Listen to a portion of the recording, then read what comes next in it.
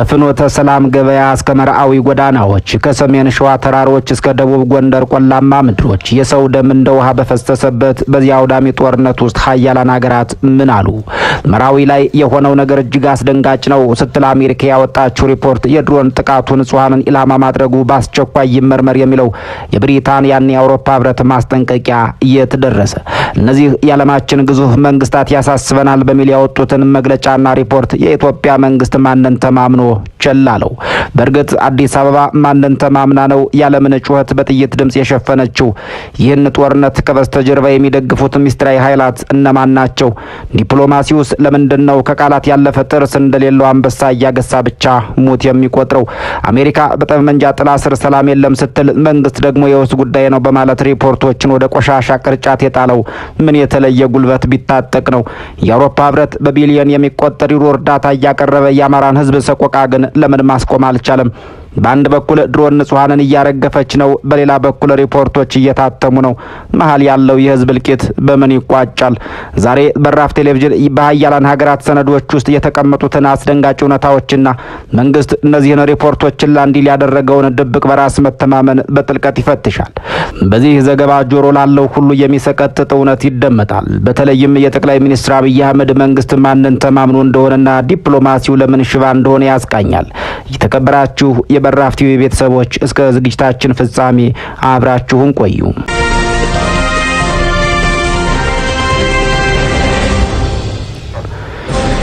የገደለው ባልሽ የሞተው ወንድምሽ ሐዘንሽ ቅጣጣ ከቤትሽ አልወጣ የሚለው ሞት መሸኛ ስንኝ ዛሬም በዚያ መከረኛ ህዝብ ዝነ ልቦና ውስጥ እየተዜመ ነው። በደቡብ ጎንደር ዞን በተለይም በጋይንትና በደራ አካባቢዎች ሰሞኑን የተሰማው የትርኢት ድምጽና የሞት ዜና የቆየውን ቁስል አገርሽቶታል። ያ ኩሩ ጎንደሬ ወትሮ በወለጋ፣ ወትሮ በቤንሻንጉል፣ ወትሮ በሆሩ ጉድሩ፣ ወትሮ በአርሲ፣ ወትሮ በመተከልና ወትሮ በማይካድራ ይሰማ የነበረው የወገኑ ጭፍጨፋ ዛሬ በቤቱ ደርሷል። ወለጋ መራዊ ምን ያክል ይርቃል እንዳለው ዘመነ ካሴ ወለጋ ተገድሎ አስክሬኑ ጎጃም፣ አስክሬኑ ወሎ፣ አስክሬኑ ጎንደርና ሸዋ ይቀበር የነበር ገበሬ ዛሬ በቤቱ ዛሬ በደጁ እየተገደለ ነው። በቀየው ቀባሪም ገባሪም እየጠፋ ነው።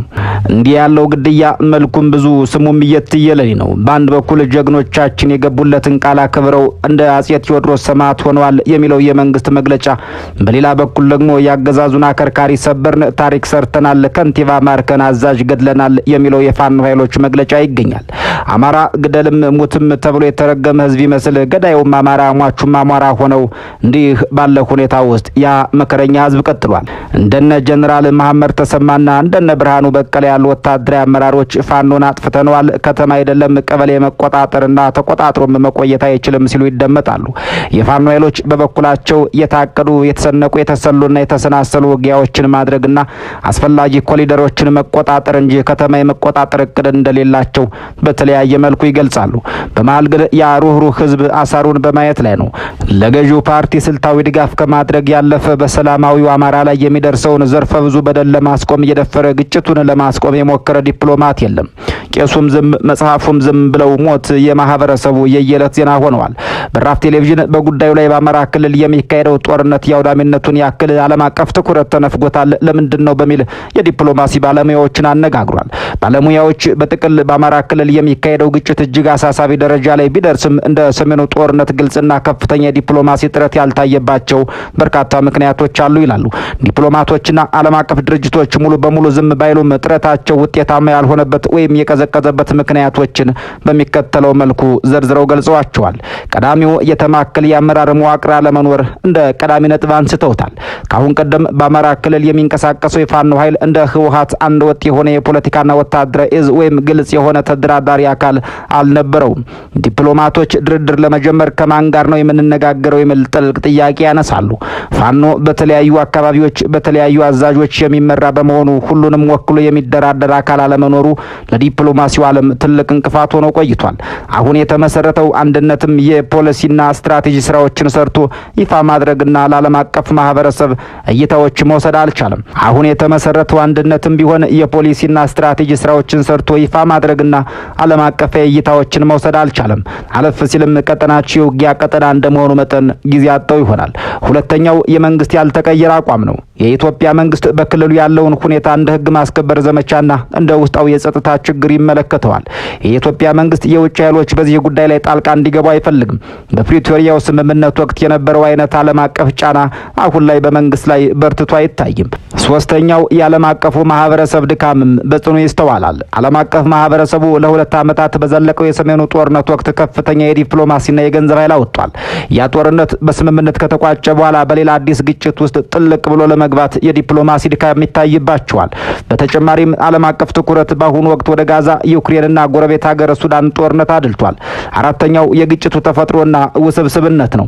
በአማራ ክልል ያለው ግጭት ከማንነት ከወሰንና ከፖለቲካ የውክልና ጥያቄዎች ጋር የተቆራኘ በመሆኑና ጥያቄዎቹም የቆዩ በመሆናቸው ዲፕሎማቶች በቀላሉ የመፍትሄ ሀሳብ ለማቅረብ ተቸግረዋል።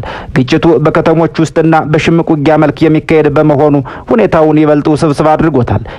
የሰላም ንግግር ጥረቶች አለመታየትም ለዲፕሎማቶች መግቢያ ቀዳዳ አሳጥቷቸዋል። በመንግስትም ሆኖ በታጣቂ ኃይሎች በኩል ለድርድር ግልጽ የሆነ ፍላጎትና ቅድመ ሁኔታዎች አለመቀመጣቸው ዲፕሎማቶች መንገዱን እንዲጀምሩ አላገዛቸውም። ብዙውን ጊዜ ዲፕሎማሲ የሚጀምረው ወገኖች ለሰላም ዝግጁ መሆናቸውን ሲያሳዩና ቅድመ ሁኔታዎች ሲቀመጡ እንደሆነ ዓለም አቀፍ ድንጋጌዎች ያመላክታሉ። ይሁን እንጂ ዲፕሎማቶች ምንም አላደረጉም ማለትም አይደለም። ለምሳሌም የአሜሪካ፣ የአውሮፓ ህብረትና የብሪታንያ ኤምባሲዎች በተደጋጋሚ መግለጫ በማውጣት ግጭቱ እንዲቆምና በውይይት እንዲፈታ ጥሪ አቅርበዋል። የተባበሩት መንግስታት የሰብአዊ መብት ኮሚሽን በክልሉ ስላለው የሰብአዊ መብት ጥሰት ሪፖርቶችን ሲያቀርብ ቆይቷል።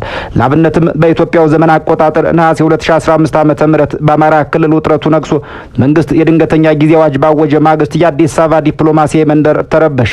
5 ትልልቅ ሀገራት አሜሪካ፣ ብሪታንያ፣ ጃፓን፣ አውስትራሊያና ኒውዚላንድ አንድ ጠረጴዛ ዙሪያ ተቀምጠው የጋራ ብዕራቸውን አንስተው በአማራ ክልል እየሆነ ያለው ነገር ያሳስበናል፣ የኢንተርኔት መቋረጡ ይብቃ፣ ሰላማዊ ሰዎች አይገደሉ የሚል የጋራ መግለጫ ወጡ።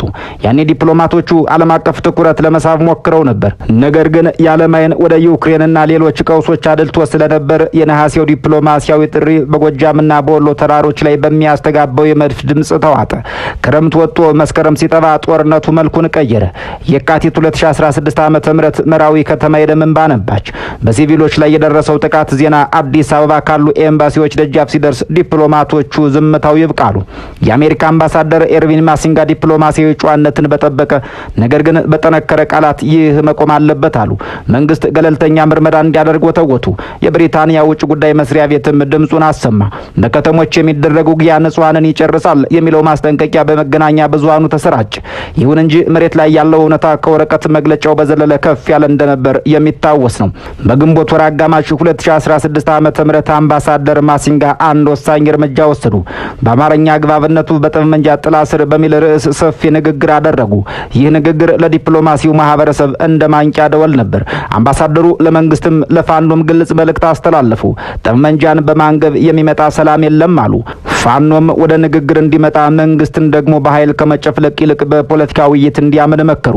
ይህ ንግግር ዲፕሎማቶች እስከዛሬ ካደረጉት ጥረት ሁሉ እጅግ የገፋና ድፍረት የተሞላበት ነበር። በሌላ በኩል የአውሮፓ ህብረት እንደ ጆሴፕ ቦሬል ባሉ መሪዎቹ በኩል ሰብአዊ መብት ይከበር የሚል ተደጋጋሚ ጥሪ ሲያቀርብ ከርሟል። የብሪታንያው ሚኒስትር አንድሪው ሚቸልም አዲስ አበባ መጥተው የሰላምን አስፈላጊነት ሰብከዋል። ይሁን እንጂ የዲፕሎማቶች ጥረት እንደ ፕሪቶሪያው ስምምነት የገንዘብና የፖለቲካ ጫና የታከለበት ሳይሆን በምክርና በማሳሰቢያ ብቻ የተወሰነ ሆነ። ዛሬም ድረስ የዲፕሎማቶቹ መግለጫ በየኤምባሲዎቹ ድረ ገጽ ላይ ተሰቅለው የሚገኙ ናቸው ይላሉ። ከበስተጀርባ የሚደረጉ ጥረቶች ሊኖሩ ቢችሉም እስካሁን ግን ይፋዊና ውጤታማ የሰላም ድርድር አልተጀመረም። የግጭቱ ተሳታፊዎች ለድርድር ያላቸው ቁርጠኝነት ማነስና የዓለም አቀፉ ማህበረሰብ ትኩረት መከፋፈል ለዲፕሎማሲያዊ ጥረት መዳከም ዋና ዋና ምክንያቶች ናቸው በማለት ጥልቅ ሙያዊ አስተያየታቸውን ሰጥተዋል። ምንም እንኳን መሰል ተጽዕኖ ፈጣሪ ሀገራቶችና ተቋማቶች ጦርነቱ እንዲቆም መሰል ዲፕሎማሲያዊ ጫና ቢፈጥሩም በዚያ ዝግ ጦርነት ሰላማዊ ሰዎች ዛሬም እየሞቱ ናቸው። ዛሬም ተገድለናል፣ ዛሬም ገድለናል የሚሉ መግለጫዎች እየወጡ ናቸው። መጋቢት 9 ቀን 2018 ዓ.ም በንፋስ መውጫ በሐሙሲት በክምር ድንጋይና በጋሳኝ የተካሄደው ውጊያ በክልሉ ታሪክ ውስጥ ጥቁር ጠባሳ ጥሎ አልፏል። ጦርነቱን ተከትሎ ከመንግስት በኩል የሚወጡ መረጃዎች እንደሚጠቁሙት የጥፋት ኃይሎች ያሏቸው ታጣቂዎች በከተማዎች ላይ ጥቃት በመሰንዘር የመንግስት ስራ አስፈጻሚዎችንና የጸጥታ አመራሮችን ገድለዋል። በዚሁ ጥቃትም በላይ ጋይንት የፓርቲ ኃላፊ፣ የደራ ወረዳ ዋና አስተዳዳሪ፣ የፖሊስ አዛዦችና የሻለቃ መሪዎች ህይወታቸው ማለፉ ተረጋግጧል። በሌላ በኩል ደግሞ የፋኖ ኃይሎች ያወጡት መግለጫ እንደሚጠቁመው በዘመቻ አርበኛ ውባንተ አባተ ስም የተከፈተው ማጥቃት በመንግስት ሰራዊት ላይ ከፍተኛ ኪሳራ አድርሷል። በመቶዎች የሚቆጠሩ የሰራዊት አባላትና የአድማ ብተና ፖሊሶች መማረካቸው፣ በርካታ የቡድንና የነፍስ ወከፍ መሳሪያዎች እንዲሁም ወታደራዊ ተሽከርካሪዎች በፋኖች መውደቃቸው ተነግሯል። ያ ሁሉ ድልና ሽንፈት፣ ያ ሁሉ ሽንፈትና ድል አንድ ጥልቅ ጥያቄ ያስነሳል። የሚሞቱት እነማን ናቸው? የሚታረዱት እነማን ናቸው? የሚገድሉት እነማን ናቸው? አለቆች እነማን ናቸው? ማን ትክክል፣ ማን ስህተት ነው? የመሰረተ ልማት ውድመትና የትምህርት ቤት መፈራረስ፣ የጤና ተቋማትና የፋይናንስ ተቋማት ውድመት የሚያተርፈው ማንን ነው? ባለፉት ጥቂት ዓመታት በአማራ ክልል የተካሄደው ግጭት የመሰረተ ልማት ውድመትን እንደ ዋነኛ መሳሪያው ተጠቅሞበታል። በትምህርት ቤቶች፣ በጤና ተቋማትና በንጹሃን መጠጥ ውሃ መስመሮች ላይ የደረሰው ውድመት ህዝቡን ወደ ኋላ ለብዙ ዘመናት ጎትቶታል። በተለይም በትምህርት ቤቶች ላይ የደረሰው መፈራረስ እጅግ አሳዛኝ ነው። በክልሉ በርካታ ትምህርት ቤቶች ወደ ወታደራዊ ሰፈርነት ወይም እስር ቤትነት ተቀይረዋል። በትጥቅ ትግልና በመንግስት ኃይል መካከል በሚደረገው ሽኩቻ ማል የነገ ተስፋ የሆኑት ተማሪዎች ከመደበኛ ትምህርት ገበታቸው ተፈናቅለዋል። የትምህርት ቁሳቁሶች ተዘርፈው ህንፃዎች በከባድ መሳሪያዎች ፈራርሰዋል። በዚያ ክልል ትውልድ ያለ እውቀት፣ መንደር ያለ ሽማግሌ፣ አገር ያለ ቆንጆ ቀርተዋል። እንዲህ ያለ ድርጊት ወደፊት ለሚመጣው ማህበራዊ ቀውስ መሰረት የሚጥል ብሔራዊ ምህይምና ነው። አንድ ትምህርት ቤት ሲፈርስ የማህበረሰብ አስተሳሰብ ብርሃንም አብሮ ይጠፋል። በፌዴራል መንግስቱ የሚፈጸመው የድሮን ጥቃትና በንጹሃን ላይ የደረሰው ሰቆቃ የዚህ ጦርነት ሌላኛውና እጅግ አስከፊው ገጽታ ነው። በክልሉ በተለያዩ አካባቢዎች ከጎጃም እስከ ወሎ፣ ከጎንደር እስከ ሸዋ በድሮን ጥቃቶች ሳቢያ በርካታ ንጹሃኖች ህይወታቸውን አጥተዋል። በአማራ ክልል ለሚካሄደው ጦርነት እጅግ ዘግናኝ ገጽታው ከሰማይ የሚወርደውና የሰላማዊ ሰዎችን ህይወት የሚቀጥፈው የድሮን ጥቃት ነው። ይህን አስከፊ እውነታ በተለያየ ዜና አውታሮች የሰብአዊ መብት ተሟጋች ድርጅቶች ሪፖርት ላይ ተመስርተን እንቃኘው። በአማራ ክልል ሰማይ የሚሰማው የሞተር ድምፅ ለገበሬው ዝናብ የሚያበስር ሳይሆን ሞትን የሚያረዳ ነው። ባለፉት ወራት ድሮን የሚለው ቃል በክልሉ ነዋሪዎች ዘንድ የፍርሃትና የድንጋጤ ምንጭ ሆኗል። ይህ በዘመናዊ ቴክኖሎጂ የታገዘ የጦር መሳሪያ የሰው ልጅ አይን ለማየት የሚከብደውን ሰቆቃ በየመንደሩና በየከተማው ጥሎ አልፏል፣ እየጣለም ነው። ከዕለታት በአንዱ ዕለት የፍኖተ ሰላም ከተማ ነዋሪዎች እንደ ልማዳቸው የዕለት ተግባራቸውን እያከናወኑ ናቸው።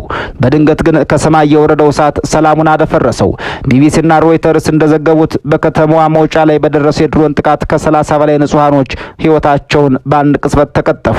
የዓይን እማኞች ለዓለም አቀፍ ሚዲያዎች ሲናገሩ የሰው ስጋ እንደ ቅጠል ሲረግፍ፣ የሰው ስጋ እንደ እሳት ሲነድ፣ የሰው ስጋ ሲንቸከቸክ አይተናል በማለት አስከፊውን ትዕይንት ገልጸዋል።